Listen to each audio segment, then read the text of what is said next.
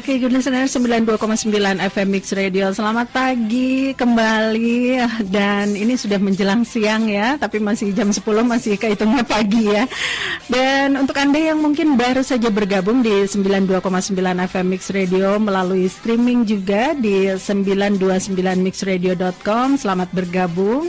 Dan kembali pagi hari ini kita kedatangan tamu dan juga akan berbincang dengan wakil rakyat yang ada di Komisi 2 DPRD Kota Cimahi. Nah, untuk pagi hari ini kita telah hadir di studionya Mix Radio Bapak Dadang Jainuddin Sarjana Hukum sebagai Ketua Komisi 2 DPRD Kota Cimahi. Selamat pagi Bapak. Selamat pagi. Iya, apa kabar Pak? Sehat-sehat ya. Baik.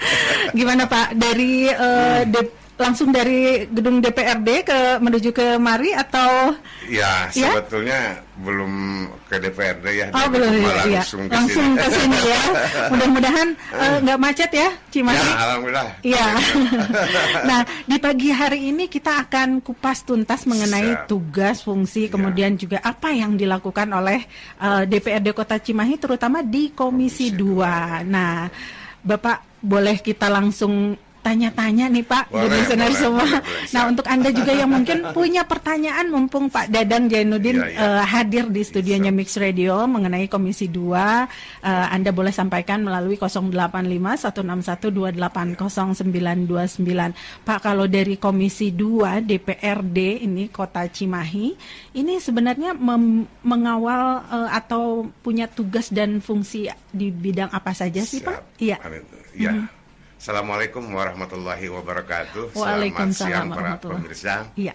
Saya perkenalkan, nama saya Dadang Jainuddin dari Partai Demokrat. Partai Demokrat. Dan alhamdulillah saya menjadi anggota dewan dipercaya oleh partai untuk menjadi ketua Komisi 2. Iya. Terkait tadi apa yang ditanyakan, apa sih fungsi dan tugas daripada Komisi 2. Komisi 2 membidangi ekonomi dan keuangan. Ekonomi dan keuangan. Ekonomi keuangan. Ya. Dan saya kira memang substansi itu sangat vital kan itu untuk bisa mewujudkan bagaimana wilayah maju dan masyarakat sejahtera. Iya, betul. Nah, ini apalagi kalau kita lihat pembangunan ya Pak. Ya. Apalagi Kota Cimahi ini lagi pembangunannya di mana-mana Pak. Betul. Dan di berbagai sektor gitu ya. Ya. Nah, ini untuk mengawal pembangunan yang ada di Kota Cimahi ini tentunya perekonomiannya kayaknya harus baik dulu ya. Betul. Ya. Dan itu memang concern dari Komisi 2 karena Komisi 2 menyadari bahwa Cimahi tidak mempunyai sumber daya alam. Itu terutama ya gitu, Pak. Kita hanya memiliki sumber daya manusia. Iya. Nah, sementara kita dituntut untuk bisa menggali kan gitu potensi yang ada. Makanya ini tugas daripada Komisi 2 bagaimana bisa berinovasi lah kan gitu menggali potensi yang ada supaya tadi bisa mendapatkan pendapatan yang memang cukup untuk digunakan. Ya, cukup untuk digunakan karena tanpa itu kita tidak bisa melakukan apa-apa. Iya, betul. Nah, ini selain mungkin juga kita melihat ya seperti tadi Bapak sebutkan, kita punyanya sumber daya manusia loh, gitu ya. Sumber daya alamnya bukan nggak ada, tapi bukan merupakan satu sumber pendapatan yang besar gitu ya untuk Kota Cimahi. Ini Pak, kalau misalnya berkaitan dengan ekonomi ya Pak, kan ini ada juga anggaran ya di sisi anggarannya ya. Ini kalau DPRD Kota Cimahi terutama di Komisi 2 bekerja sama atau bermitra dengan pemerintah Kota Cimahi dalam hal menetapkan anggaran bagi berbagai kegiatan pembangunan itu dalam hal apa saja Pak? Ya, pertama barangkali tadi mengenai korelasi ataupun kemitraan gitu DPRD dengan pemerintah kota sebagaimana diatur dalam Undang-Undang 23 tahun 2004 tentang pemerintah daerah kan itu 2014 maksudnya kan gitu. Bahwa pemerintah daerah itu terdiri wali kota dan DPRD. Iya. Jadi posisinya itu kan sejajar. Posisinya sejajar. Nah, fungsi daripada Komisi 2 yaitu membidangi bidang ekonomi dan keuangan. Tentunya kami bermitra dengan SKPD yang membidangi ekonomi, dan terutama juga SKPD yang dikategorikan masuk dinas penghasil. Oh, iya. Dinas penghasil. Ya seperti tadi Ibu kesini di Dinas Kesehatan, itu ada korelasinya dengan Komisi 2 karena di Dinas Kesehatan ada pendapatan. Nah, untuk pendapatannya itu leading sector kami. Gitu ya. Ya, kan itu manakala ada evaluasi atau apa, kami sering berkomunikasi dan berkonsultasi dengan Ibu Mul itu. Oh iya. Jadi udah friend lah ya, Pak. Ya, kan itu. Iya. Nah, ternyata di berbagai SKPD yang ada di Kota Cimahi ini juga ada beberapa yang merupakan dinas penghasil. Dinas penghasil. Dan itu dari mungkin pendapatan yang dihasilkan oleh beberapa dinas tersebut dihimpun ya, bukan dihasilkan. Nah, itu kalau mengolah atau mengelolanya sebagai satu sumber untuk melaksanakan pembangunan, itu biasanya diolahnya dalam bentuk kebijakan atau dalam bentuk diskusi mengenai misalnya penganggaran dana yang ada untuk sektor apa pembagiannya, itu gimana sih Pak? Ya, jadi pertama barangkali saya sampaikan mengenai sumber pendapatan yang masuk kan itu. Nah, sumber ini kan ada sumber dari pusat dan sumber ada dari pendapatan asli daerah. PAD dan juga pusat ya? Ya, pusat. APBD Cimahi ini untuk tahun sekarang mungkin ditembus 1,5. Walaupun tahun sebelumnya ini di atas itu, tapi dengan ada kebijakan efisiensi dari pusat, balik lagi ada pemotongan. Betul. Untuk tahun ini transfer dari pusat berkurang 238 miliar. Ini tugas luar berat biasa, untuk Pak. Kan pemerintah Kota Cimahi termasuk Komisi 2 terutama. Iya. Jadi PAD-nya dong ya Pak yang harus kuat ditingkatkan. Ya. PAD-nya ya. PAD-nya. Karena kan dari pusat ada efisiensi, kemudian juga pengurangan. Nah, luar biasa itu Pak. Sementara kondisi Cimahi kan tidak mempunyai sumber daya alam seperti wilayah lain yang bukan tempat pariwisata yang jadi andalannya pariwisata enggak gitu ya. Gitu, ya. Nah, untuk tadi meningkatkan ini di sini Komisi 2 kan harus istilahnya pertama berpikir rasional. Kemudian juga harus hati-hati, jangan asal menaikkan. Karena kalau tanpa pertimbangan yang matang, bisa terjadi nanti reaksi masyarakat. Iya, betul Pak. Nggak bisa seenaknya ya Pak. Nggak bisa seenaknya kan gitu. Nggak bisa seenak, walaupun memang pendapatan asli daerah Kota Cimahi kalau saya bandingkan dengan daerah-daerah lain sebenarnya sudah cukup lumayan lah kan gitu. Sudah cukup lumayan. PAD-nya sudah cukup besar cukup besar. Tapi karena efisiensi kemudian juga pengurangan kita harus lebih lagi PAD-nya Ini lebih. Kalau lihat dari perekonomian di masyarakat ya, salah satunya mungkin sektor usaha yang ada di masyarakat termasuk juga UMKM mungkin ya Pak. Nah, ini upaya apa sih kalau dari Komisi 2 sebagai karena kan ini kita taunya yang namanya DPRD ya, di komisi berapapun ini wakil kita loh, wakil rakyat, termasuk juga para UMKM mungkin merasa mudah-mudahan terwakili gitu ya kepentingannya, kemudian juga mungkin upayanya untuk meningkatkan penghasilan, meningkatkan juga perekonomian di masyarakat. Ini kalau dari pembinaan mungkin para UMKM, apakah dilakukan secara khusus atau mendapatkan perhatian khusus dari Komisi 2 ini Pak? Ya jelas berlatar belakang dari kondisi Cimahi yang tidak mempunyai sumber daya alam. Tentunya jadi para modalnya ya ini ya? Iya, para UMKM ini yang harus kita genjot dan juga mendapatkan perhatian yang begitu serius. Nah, untuk melakukan pembinaan itu kan dilakukan oleh Dinas Perdagangan, Dinas Perdagangan. Ini sebagai mitra lagi ya, dari Komisi 2 ya? Ya, jadi di Komisi 2 itu bermitra dengan 12 dinas sebetulnya. 12 dinas? 12 dinas kan itu. Salah satunya Dinas Perdagangan Dinas ini ya? Perdagangan, UMK, Koperasi dan UMKM, kan itu. Nah, kami selalu tadi berkomunikasi, kemudian juga mencari jalan keluar, kemudian juga mendorong kepada dinas untuk terus itu dalam rangka membina para UMKM, supaya para UMKM itu bisa menjadi UMKM yang naik kelas kan itu UMKM naik kelas, betul. Naik kelasan itu. Mudah-mudahan dengan naik kelas naik juga pendapatannya ya Pak. Otomatis kan gitu, otomatis karena memang kan gitu pada ujungnya kita ini kan punya tanggung jawab bagaimana masyarakat ini kan sejahtera. Betul. Nah, cuma barangkali yang ingin saya sampaikan gitu mengenai tadi pengertian daripada masyarakat sejahtera. Oh iya, apa sih Pak kalau dari pandangan Bapak nih masyarakat sejahtera itu bukan masyarakat pengertiannya kayak semua. Iya, betul. Kalau pengertian kayak semua jadi masalah besar. Iya ya. Iya. Karena memang kalau dari sisi masyarakat memang harus ada yang sebagai kayak dijual beli Pak, harus ada. Kalau semuanya penjual gimana ya Pak? Justru itu kan pembelinya nggak ada. Tadi saya bilang sejahtera itu bukan maksudnya kayak semua. Kalau jadi gimana itu Pak? jadi masalah besar. Betul. Jadi kalau masyarakat sejahtera itu menurut saya indikatornya kan itu bahwa pendidikan, kesehatan, sandang pangan tercukupi. Iya.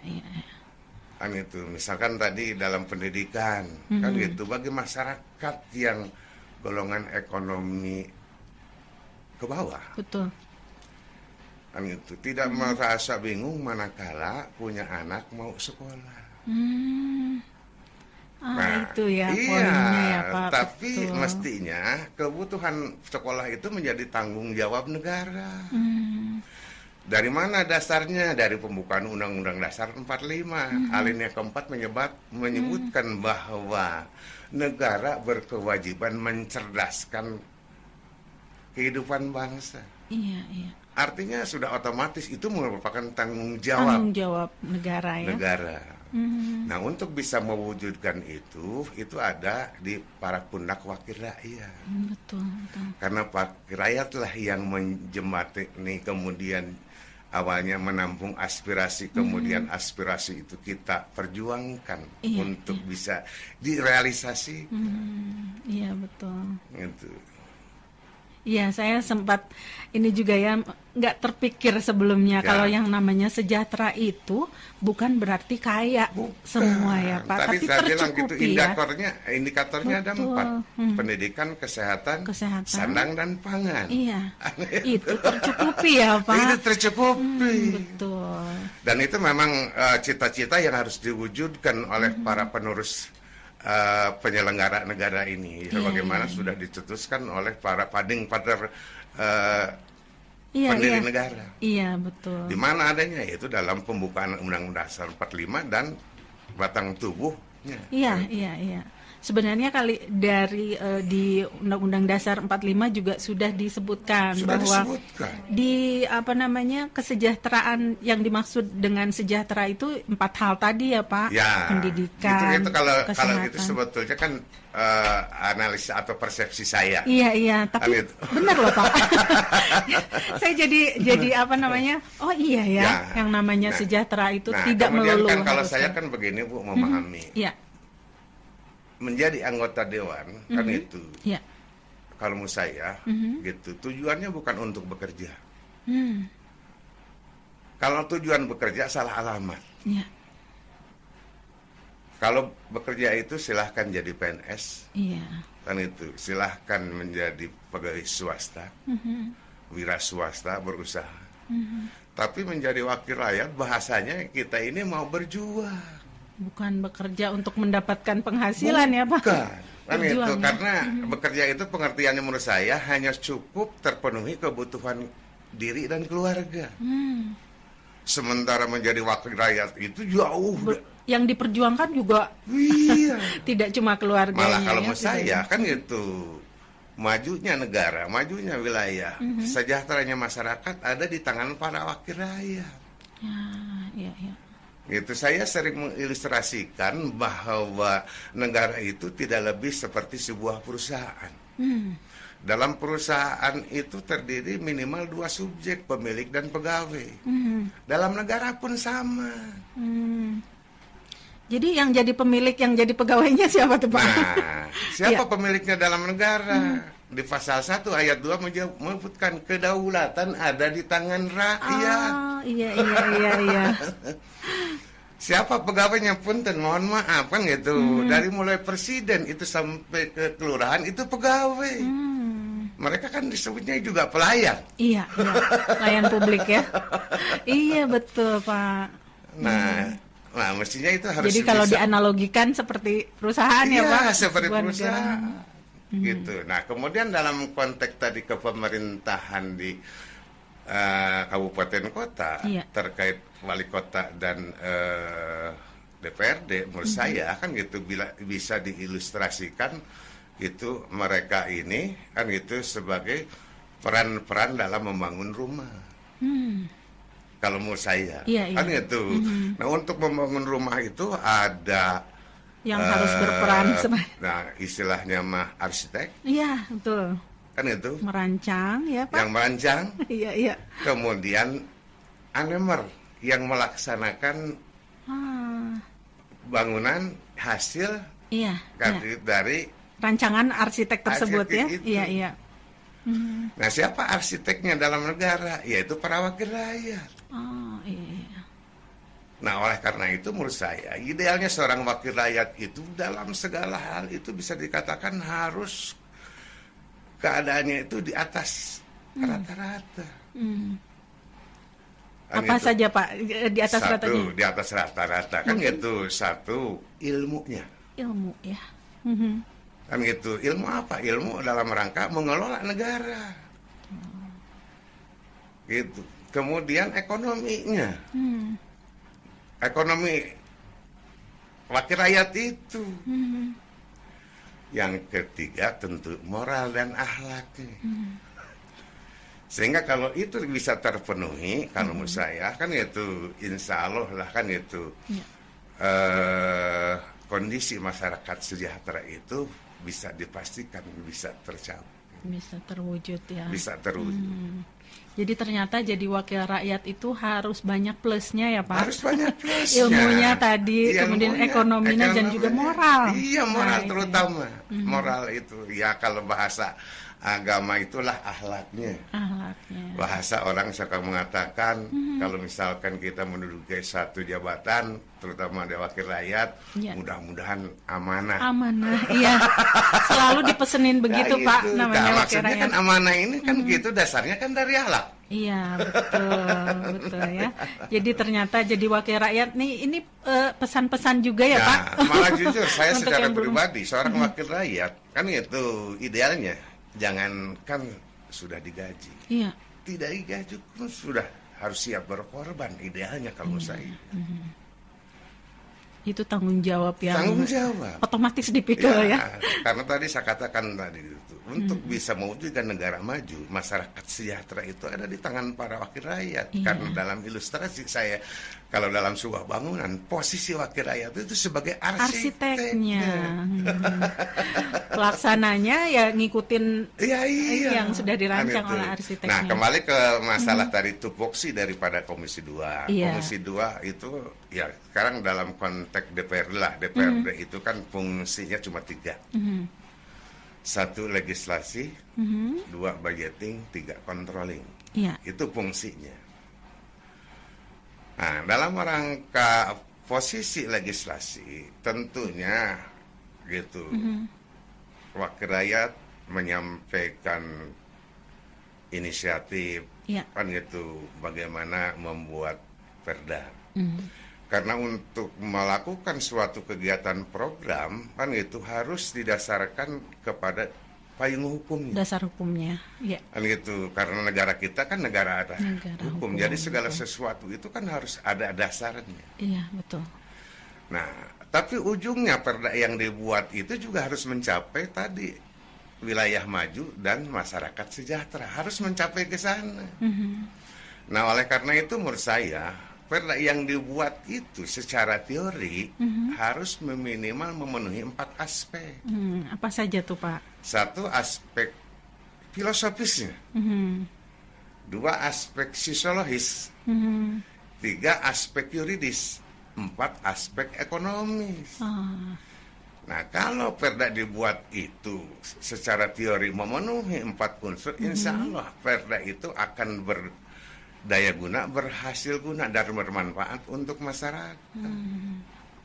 Ya, jadi untuk membuat sebuah yang tadi dikatakan payung hukum, sebuah peraturan, kebijakan gitu ya, termasuk juga perda mungkin ya kalau di level Kota Cimahi ini harus memenuhi 4 faktor tadi ya, filosofis, sosiologis, yuridis dan ekonomis. Nah, itu kalau dalam hal perekonomian, memajukan perekonomian di suatu kota ini Komisi 2 lah yang mengawal hal tersebut. Nah, secara aturan memang inisiatif perda itu ada dari eksekutif dan legislatif. Iya. Inisiatifnya kan gitu. Iya. Maksud saya bisa dari eksekutif, bisa dari legislatif. Iya.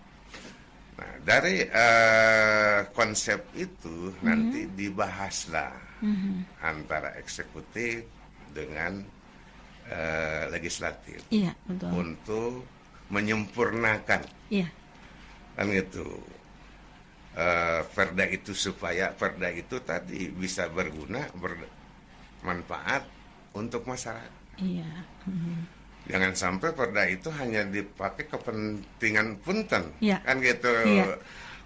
Pribadi atau kelompok. Iya, kelompok. Betul. Nah, Pak. Di sini para wakil rakyat yang harus bisa menyaringnya itu. Itu fungsinya ya. Fungsinya. Kenapa kita mewakilkan diri kita di para anggota legislatif ini ya, ke para wakil rakyat kita.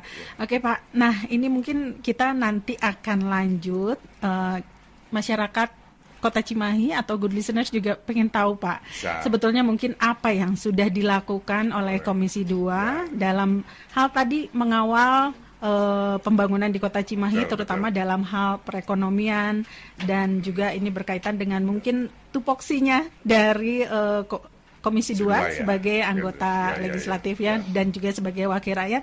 Tapi sebelumnya kita simak dulu yang satu ini. Oke, good listener 92,9 FM Mix Radio. Terima kasih untuk Anda juga yang masih bergabung di streamingnya Mix Radio di 929mixradio.com maupun melalui gelombang FM di 92,9 FM Mix Radio. Dan terima kasih juga untuk Anda warga Kota Cimahi yang juga sudah mengajukan pertanyaan nih untuk Bapak melalui 085-161-280929, dan masih ada Bapak Dadang Jainuddin Sarjana Hukum sebagai Ketua Komisi 2 DPRD Kota Cimahi yang bersedia untuk ngobrol dengan kita ya dan berbagi pengalaman nih Pak. Kayaknya sharing pengalaman itu sesuatu yang mahal kalau menurut saya ya.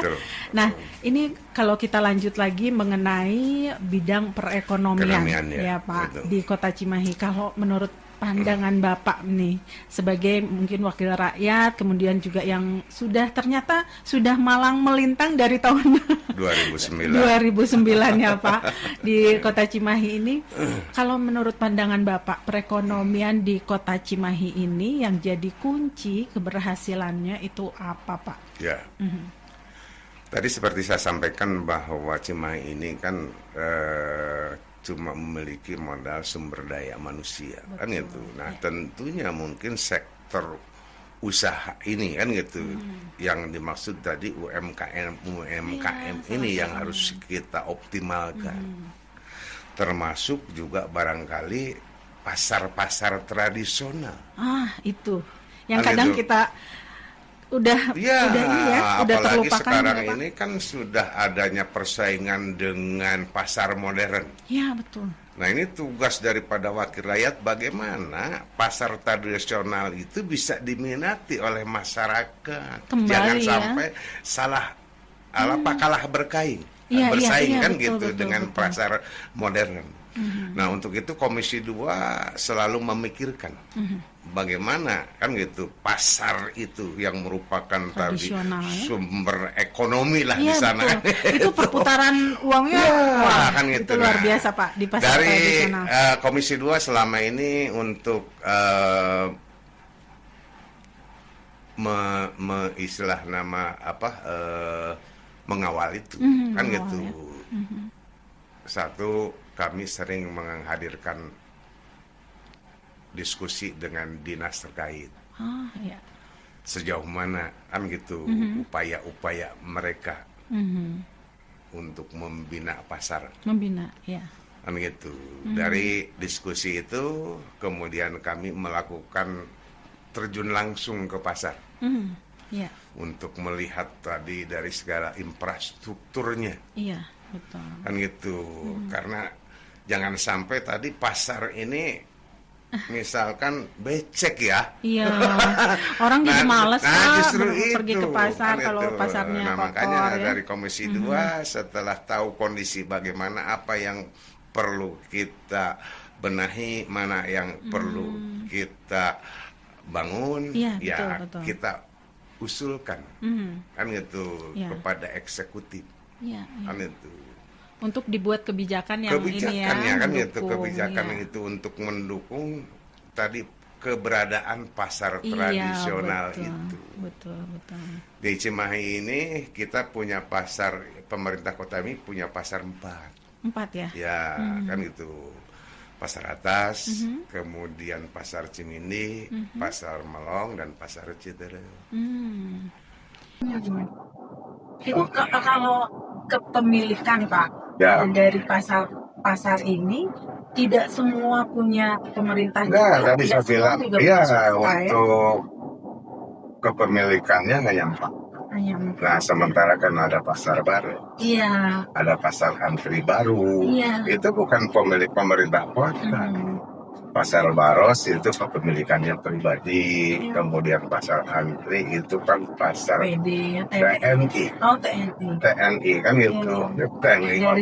Dari apa namanya lahannya gitu lah. pengelolaan pasar itu ya. Nah, itu salah satu fokus dari Komisi 2 terkait mengenai keberlangsungan pasar supaya pasar itu menjadi primadona lah masyarakat Cimahi kan gitu. Nah, kami sering mendorong baik kepada para UMKM, terutama kepada dinas terkait lah dalam ini dinas perdagangan, koperasi dan UMKM. Kan mereka lah yang istilahnya punya tanggung jawab besar gitu untuk meningkatkan ekonomi Cimahi gitu. Sifatnya anggota dewan hanya istilahnya menyupport dan memberikan juga masukan. Nah, ini ternyata memang di sektor perekonomian ini juga banyak hal yang harus dipikirkan. Banyak hal yang harus dipikirkan, termasuk juga tidak hanya UMKM, kemudian juga usaha-usaha yang mungkin juga sudah mungkin ada beberapa usaha juga yang sudah go internasional. Sudah ada. Nah, ini juga bisa punya peran yang ini ya, selain juga mungkin bisa mengangkat. Betul. Nah, tadi itu kan saya bilang karena sumber daya alam tidak ada, itu yang harus kita dorong menjadi pengusaha-pengusaha yang go internasional. Iya, betul. Nah Pak, ini ada salah satu warga Kota Cimahi yang bertanya Pak, katanya Ibu Siti. Ibu Siti ya. Pak, saya ini adalah seorang penjahit katanya di Kota Cimahi. Nah, kalau untuk penjahit, boleh nggak Pak diperbanyak katanya lahan, diperbanyak juga kesempatan katanya untuk memamerkan atau mengeluarkan hasil karyanya katanya dalam bentuk misalnya bazar tapi gratis Pak katanya. Misalnya bazar di Kota Cimahi tapi boleh nggak gratis katanya. Nah, ini mungkin memperbanyak event ya Pak. Ini boleh dijawab Pak pertanyaan dari Ibu Siti. Terima kasih Ibu Siti sudah menyampaikan pertanyaan Ibu. Ini sepertinya UMKM ya Pak. UMKM ya kan itu yang bergerak di bidang penjahit ya. Penjahit penjahitnya itu penjahit pribadi ya kan gitu, pribadi.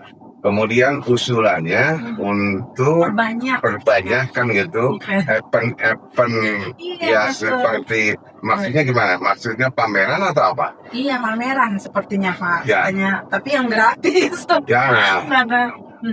Ya sebetulnya kan bisa saja itu, kan gitu. Nah untuk itu saya kira supaya lebih detail, lebih jelas gitu, kami Komisi 2 selalu membuka lebar pintu untuk warga Cimahi menyampaikan aspirasinya.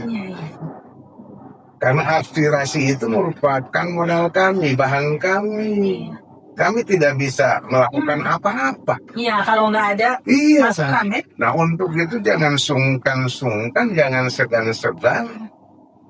Permasalahan apa, sampaikan ke wakil rakyat. Nah masyarakat selama ini yang saya perhatikan, kesannya seolah-olah segan, malu. Ya. Kalau lihat gedung DPRD Pak, aduh mau. Ya termasuk juga ke rumah. Saya sering sampaikan kepada konstituen saya sekarang wakil rakyat, jangan sungkan-sungkan datang ke saya, sampaikan permasalahannya. Mudah-mudahan itu permasalahan yang menjadi tugas pokok saya. Kan itu, kalaupun tidak, kan itu karena di DPR itu dibagi komisi-komisi.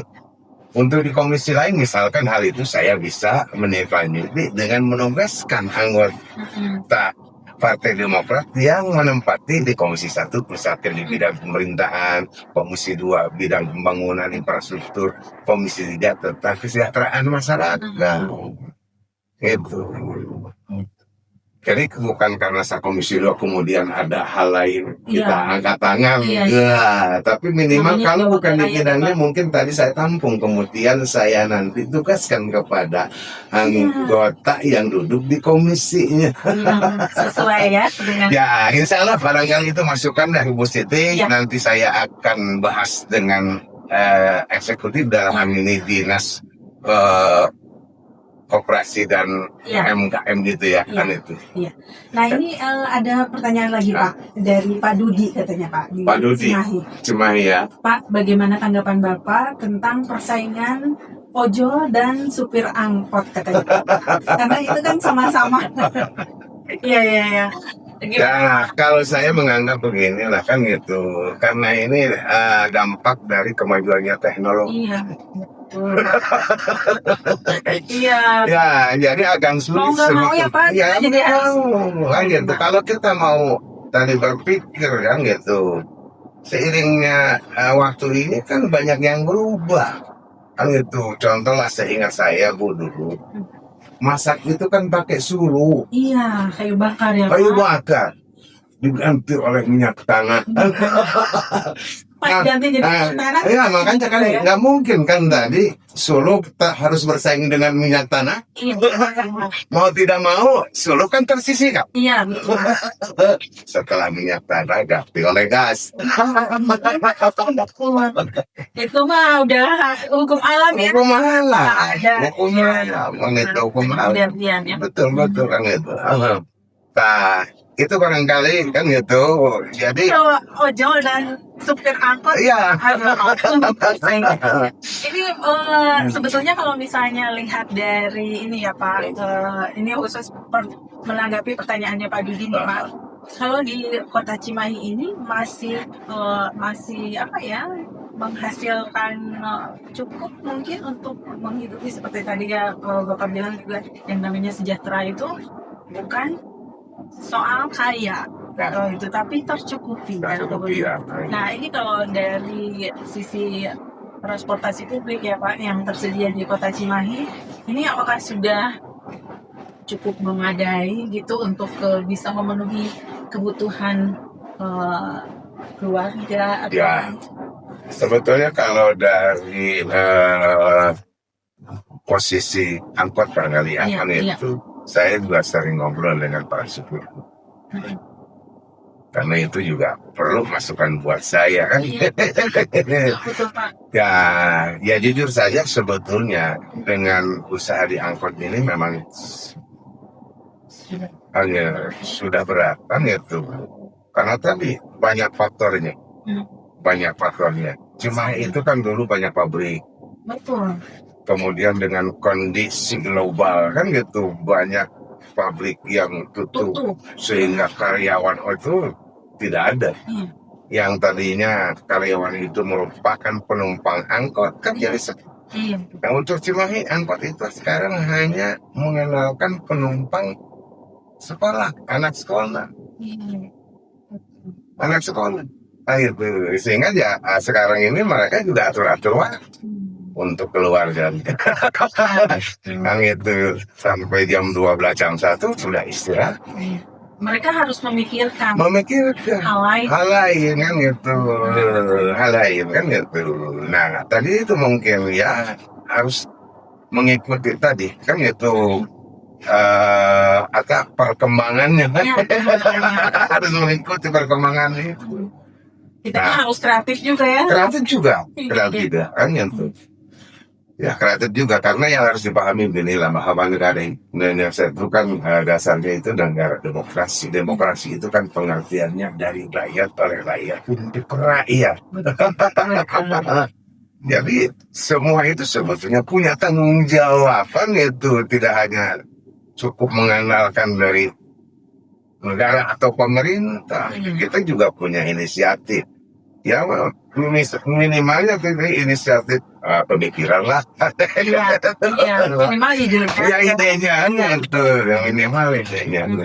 Jadi memang untuk menyikapi gitu ya perkembangan zaman, kemudian juga ini para pelaku penggerak roda perekonomian di Cimahi juga harus otak-otak nih Pak. Kan bukan hanya tadi lah diangkut saja.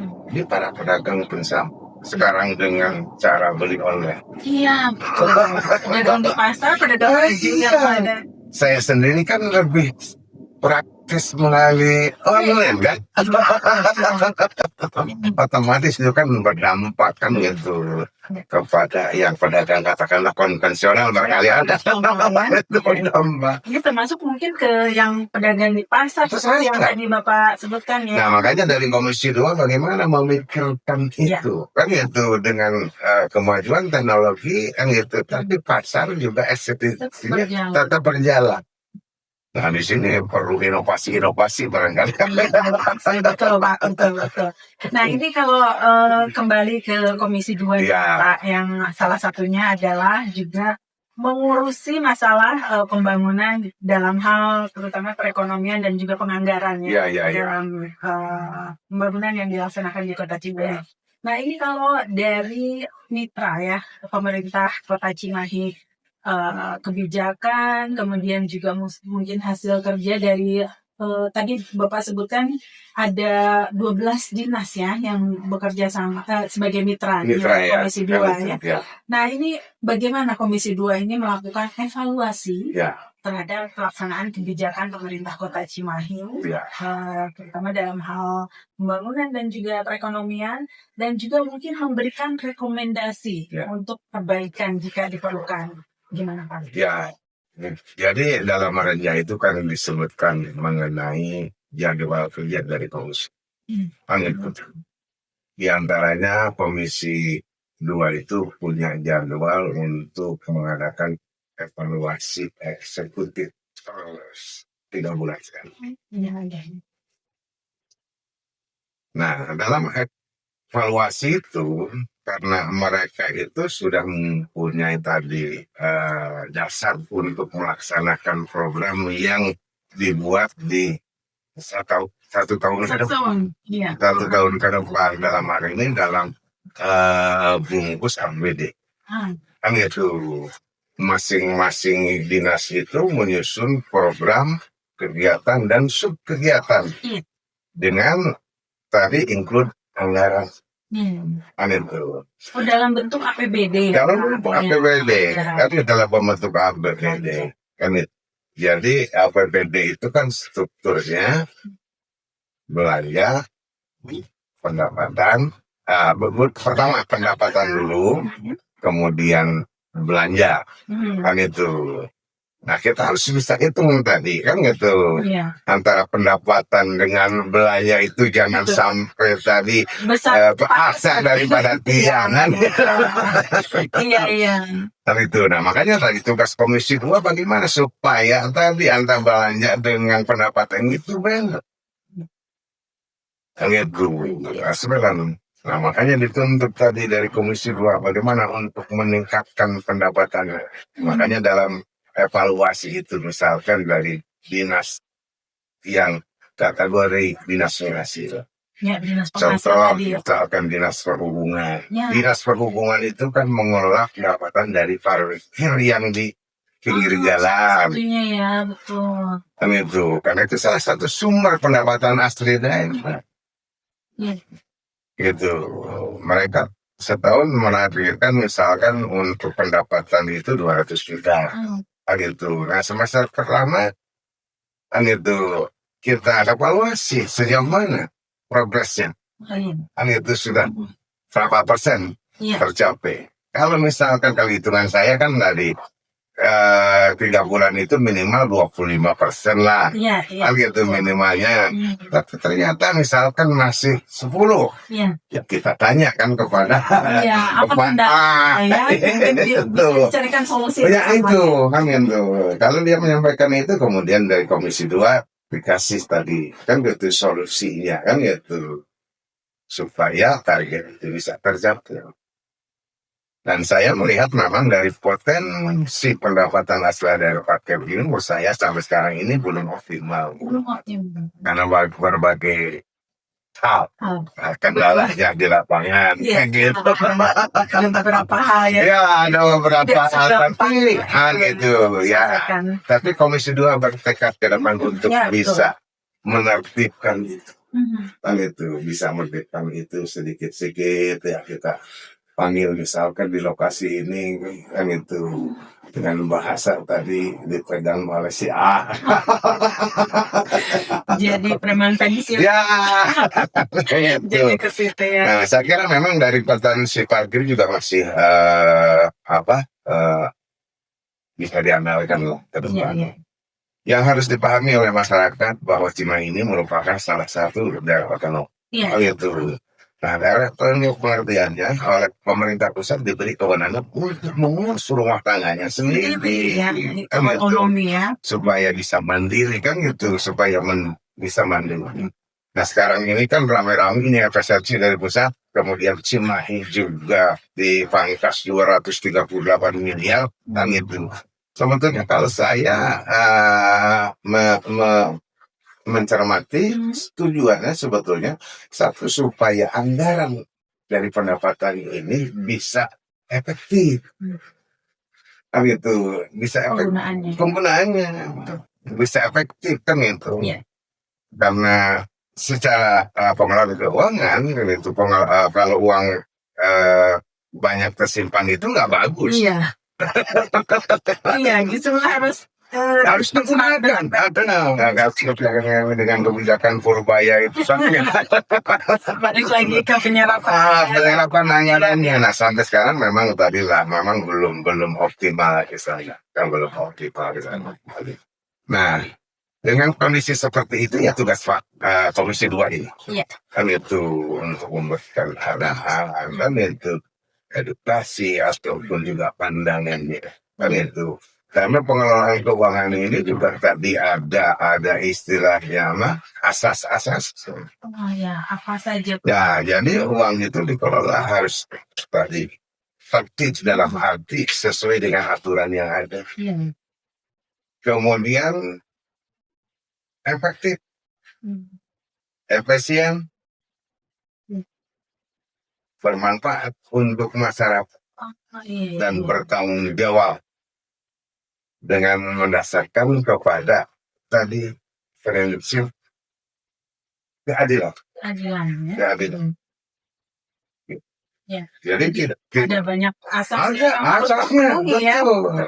Nah, makanya satu dinas misalkan membuat program, karena program itu dengan biaya, anggota dewan dalam hal ini badan anggaran atau komisi yang membidangan itu harus mengkaji, kan gitu.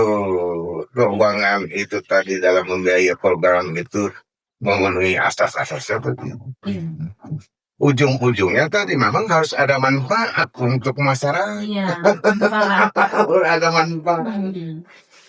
Harus ada manfaat. Jadi kayak pengelolaan pendapatan, kemudian juga seperti tadi yang memenuhi azas-azas efektif, efisien, kan ekonomis, begitu ya. Harus ada unsur tanggung jawabnya. Harus ada.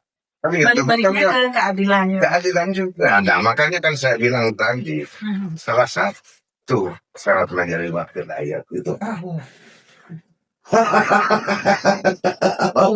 Jadi kalau menurut saya akhlak itu kan bisa membedakan mana hak dan yang tidak.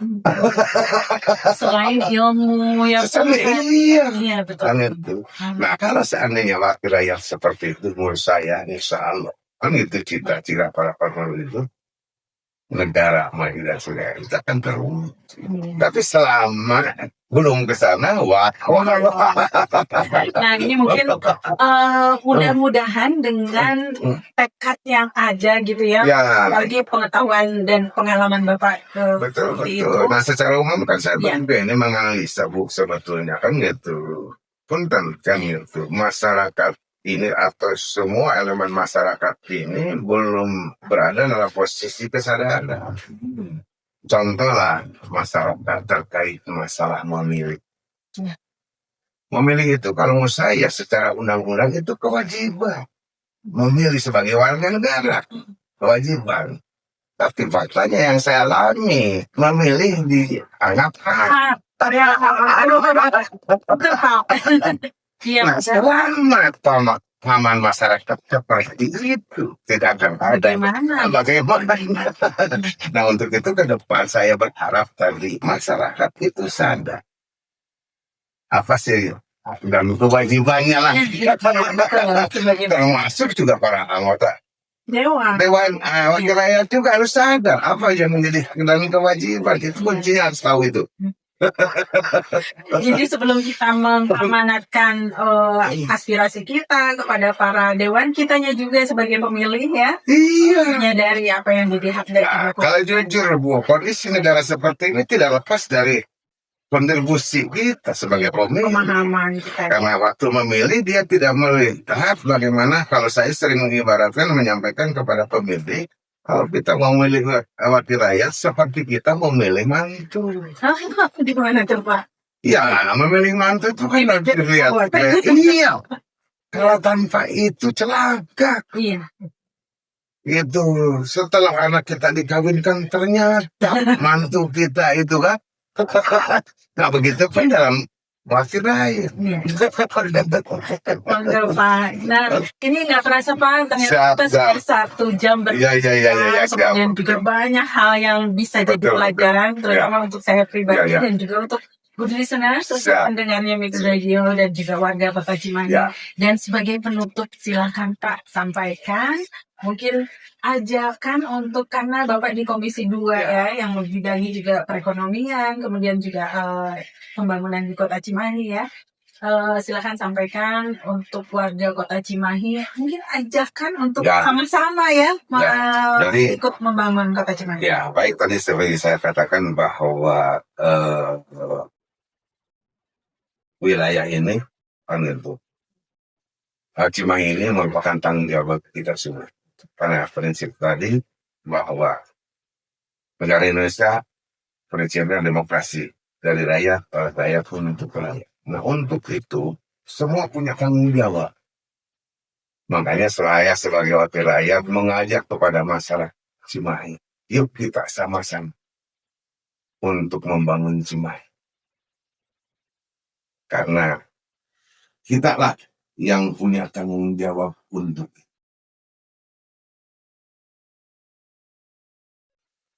Cimahi sebetulnya kota kecil, Tapi kalau dari sisi ekonomi sebetulnya ya cukup lumayan.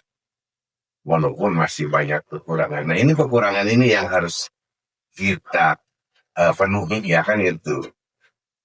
Itu bisa terpenuhi dengan terjadinya kan gitu kerjasama dari semua elemen masyarakat, termasuk masyarakat juga dengan sistem hukum ketatanegaraan. Manakala ada aspirasi itu sampaikan kepada wakil rakyat supaya wakil rakyat tahu. Kemudian setelah tahu, nanti masyarakat akan menganalisa. Setelah itu juga mungkin nanti memperjuangkan yang untuk bisa mewujudkan. Seperti tadi usulan dari Ibu Siti. Iya. Itu kan masukan buat saya nih. Nanti saya bahas di anggota, ada usulan bagaimana, usulan ini kan itu. Begini ada event tapi bisa gratis, kira-kira bagaimana? Dan selama itu memang masuk akal tadi bermanfaat pasti akan bisa diwujudkan. Ya. Itu saja barangkali ya. Dan itu. Terima kasih banyak Pak. Ya. Ternyata berbagi pengalaman, berbagi juga ilmu sangat mengasihkan ya Pak. Mudah-mudahan di lain waktu Bapak bersedia untuk namun demikian saya mohon maaf ini gitu apabila dalam uraian saya tadi ada yang kurang berkenan atau ada yang kurang kata-kata yang tadi tidak tepat, mohon dimaafkan saja barangkali. Sama-sama Pak. Mudah-mudahan Bapak bersedia kembali untuk Insya Allah. Selama untuk kepentingan wilayah dan masyarakat saya siap. Iya. Jangankan di jam kerja kan gitu. Tengah malam pun saya. Iya siap Pak. Ya. Terima kasih banyak atas kehadirannya dan juga sharing ilmunya di kesempatan kali ini, dan untuk obrolan kita di kali ini kita cukupkan sampai di sini. Terima kasih atas perhatian Anda. Dan saya Arin Gasmala pamit dan sampai jumpa.